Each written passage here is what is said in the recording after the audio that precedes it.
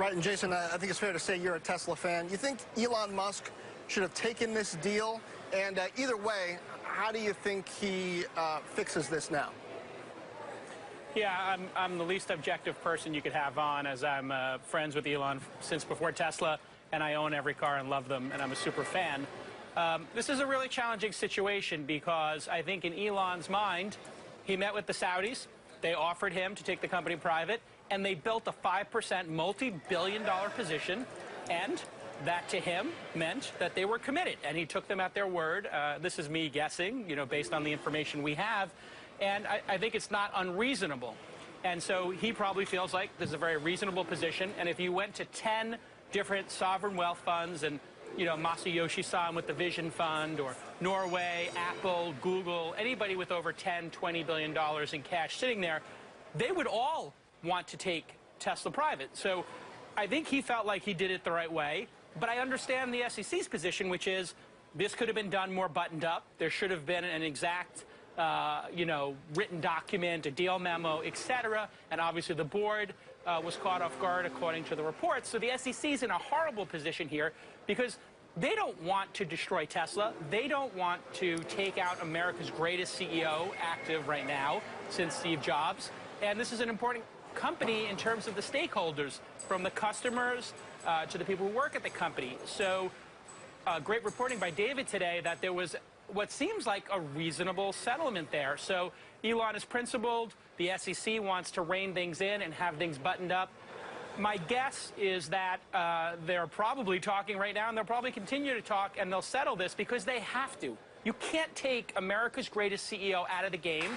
And America's greatest CEO has to think for a second, Jason, what's in the best interest of all stakeholders? And his intent does matter greatly. Jason, but even if you believe exactly what you just said, the conundrum becomes now that Elon Musk was the one that didn't accept the settlement. If you're the SEC, you can't back down from where you are today, meaning the settlement is going to be no better than what was on the table yesterday. In fact, it almost inherently has to be worse.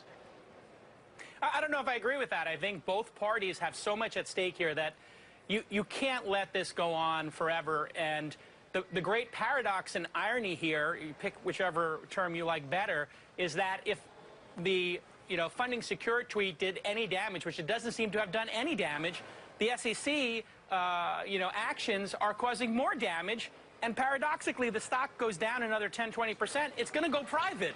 I mean, that's the likely scenario. Jason, I think that funding secured argument, I mean, it certainly was seen to damage the shorts. And David Faber, it seems like Elon Musk is putting himself and Tesla in a position where he's not willing to admit having done anything wrong or appearing to have done anything wrong.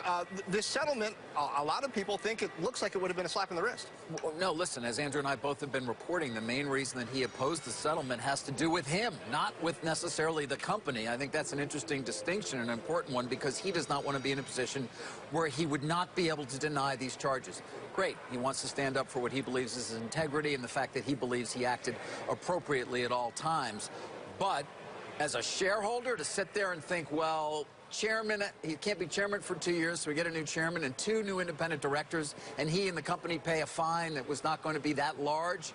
Why you wouldn't take that deal, I think many people are wondering. And Jason, I come back to you. I mean, I'm glad we have somebody who's very positive on, because we've got a lot of negative or people who perhaps are seeing this realistically more so than you are. But nonetheless, why wouldn't you be angry at him for not taking that deal? He should take the deal. I mean, I think he has to take the deal. And I think he's very principled, and he's probably under a lot of stress. If you look at the fundamentals of the company, they produce 300,000 or 400,000 cars to date. And even if they're only doing 3,000 or 4,000 cars a week right now, that means they're adding 1% every week to the number of Teslas on the road.